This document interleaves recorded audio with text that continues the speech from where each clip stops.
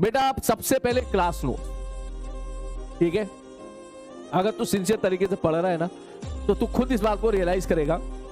कि सर जो class notes आप करा रहे हो वो सारी किताबों का एक तरीके से तुझे कॉमन हार्ट कह ले, ठीक है, या कॉमन ऐसी चीज कह ले कि तूने क्लास नोट्स कर ली तो तुझे कोई किताब करने की आवश्यकता नहीं है, ठीक है। उसके बाद अगर तेरे पास समय बचता है तो तू क्लास नोट्स के बाद अगर समय बचता है डीपीपीस करो,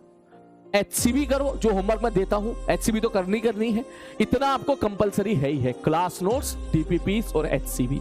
इसके बाद अगर आपके पास समय बचता है, ठीक है, पीडब्ल्यू के मॉड्यूल्स हो गए हैं,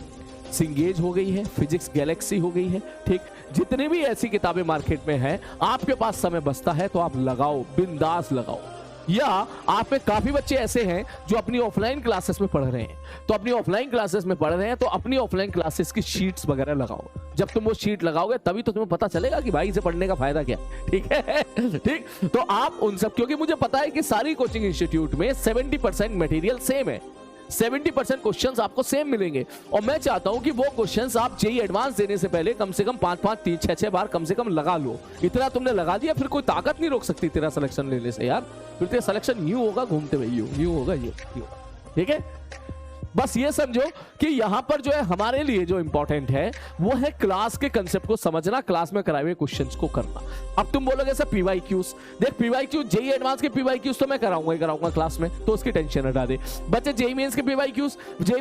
जब तू खुद देखेगा यहाँ पर करेगा, जब हम लोग करेंगे बीच बीच में देखेंगे तो तू खुद सर पकड़ लेगा, कह रहे सर इतने आसान सवाल पूछे जाते हैं जेईई मेंस में। मैंने कहा हाँ भैया इतने आसान पूछे जाते हैं, ठीक है, ये चीज है। और जेईई मेंस के पीवाईक्यू को करने का सही वक्त जो रहेगा वो रहेगा तब जब तेरे जेईई मेंस का पेपर होगा 2 महीने पहले। मतलब सब तू जनवरी का पेपर देने जा रहा है और